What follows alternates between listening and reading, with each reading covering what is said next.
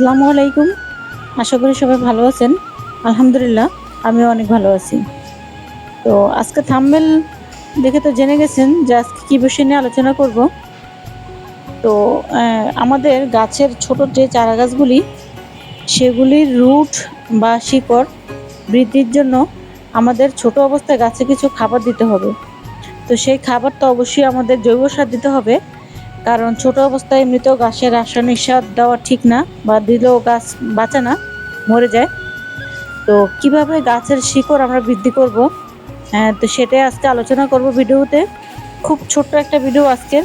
তো যারা ভিডিওটা দেখবেন ধৈর্য নিয়ে সম্পূর্ণ ভিডিওটা দেখবেন, আর দেখে যদি আপনার ভিডিওটা ভালো লাগে তাহলে সবাই লাইক কমেন্ট শেয়ার করে পাশে থাকবেন। আমার নতুন বন্ধু যারা আছেন চ্যানেলটা সাবস্ক্রাইব করে দিবেন, আর যারা করছেন তাদেরকে অসংখ্য অসংখ্য ধন্যবাদ। তো আপনার গাছ ছোট হোক বড় হোক, যে কোনো গাছেরই কিন্তু শিকড় যখন মজবুত করতে হবে তখন আমাদের কিছু ঘরোয়া খাবার ব্যবহার করতে হবে। তো ঘরোয়া সেই কি খাবার, যেটা আমাদের বাসায় প্রতিনিয়ত থাকে, সেই খাবারগুলি কিন্তু আমরা অনেক সময় ফেলে দিই, জানি না। সেইগুলো দিয়ে কিন্তু আমাদের গাছকে আমরা খুব সুন্দর তরতাজা এবং সতেজ করে উঠাতে পারি। এই যে আমার মিষ্টি কুমড়া গাছগুলি খুব ছোট অবস্থায় আছে, কয়েকদিন আগেও কিন্তু গাছটা খুবই ছোট ছিল। তো জৈব খাবারটা দেওয়ার পরে আলহামদুলিল্লাহ গাছের চেহারা কিন্তু অনেকটাই সুন্দর হয়ে গেছে। তো এখন আমার মূল কাজ হলো আপনার গাছের যখন শিকড়টা কিভাবে আমি বৃদ্ধি করতে পারবো, এটা হচ্ছে আমার মূল কাজ।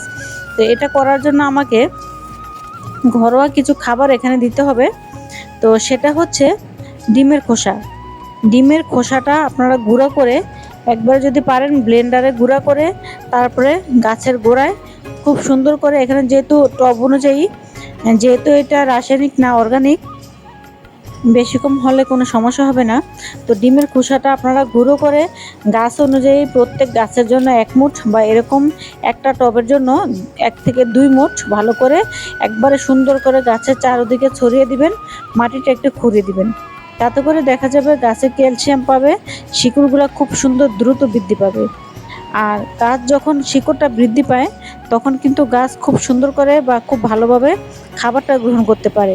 আর ভালো খাবার গ্রহণ করা মানেই হচ্ছে গাছের গ্রোথ সুন্দর হওয়া, গাছ ভালো হওয়া, আর আপনার ফুল বা ফল যেটাই হোক সেটা দিয়ে গাছকে পরিপূর্ণভাবে ভরিয়ে রাখা।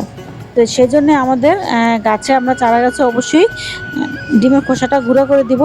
আর চাইলে আরেকটা জিনিস দিতে পারেন, একটু চাল ধোয়ার পানি। ডিমের খোসাটা দেওয়ার পরে আপনারা চাল ধোয়ার পানিটা সপ্তাহে 2 থেকে 3 দিন বা 2 দিন দিলেও হবে। এই চাল ধোয়ার পানির সাথে আর একটু নর্মাল পানি মিশিয়ে গাছের গোড়া সবসময় দিয়ে দিবেন। গাছের চেহারাও আলহামদুলিল্লাহ খুব সুন্দর হবে, ভালো হবে। এই রাসায়নিক সার না, অর্গানিক সারটা একবার গাছে ব্যবহার করে দেখুন, ইনশাল্লাহ খুব সুন্দর একটা ভালো রেজাল্ট পাবেন। আর আমি যেহেতু অর্গানিকভাবে বাগান করি, তাই আমিও চেষ্টা করি সবসময় আপনাদেরকে অর্গানিক কিছু জিনিস দেখানোর জন্য।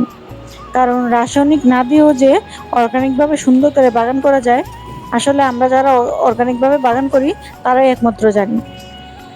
তো এটা আজকে যেটা বললাম সেটা আপনারা গাছে একটু অ্যাপ্লাই করে দেখবেন, দেখবেন যে আলহামদুলিল্লাহ খুব সুন্দর ভালো রেজাল্ট পাবেন। আর গাছে সবসময়, ছোট গাছে বেশি খাদ্য দিতে হয় না, শুধু আমাদের প্রথম অবস্থায় ছোট চারা গাছের এই জিনিসটা খেয়াল রাখতে হবে যে গাছের শিকড়টা যাতে মজবুত হয়ে সুন্দর হয়ে গাছটা বড় হয়, তাতে করে গাছের গ্রোথ ভালো হবে ইনশাল্লাহ। পরবর্তীতে ফলন দেওয়ার জন্য উপযুক্ত হয়ে গাছটা তৈরি হবে। তো এই তো আজকে ছোট্ট ভিডিওটা, সবার কেমন লাগলো জানাবেন। কে কোথা থেকে দেখছেন কমেন্টসে জানাবেন। আর ভালো লেগে থাকলে অবশ্যই একটু লাইক কমেন্ট শেয়ার করে দিবেন। আর যারা যারা ধৈর্য নিয়ে সম্পূর্ণ ভিডিওটা দেখছেন তাদেরকে অসংখ্য ধন্যবাদ। আর শীতকাল মানেই কিন্তু ফুলের মেলা, শীতকালে কিন্তু প্রচুর পরিমাণে ফুল হয়। যারা বাগান করতে চান, নতুন নতুন বাগান করতে চান, তারা এখন থেকে প্রিপারেশন নেওয়া শুরু করে দেন। সুস্থ থাকেন, ভালো থাকেন, আল্লাহ।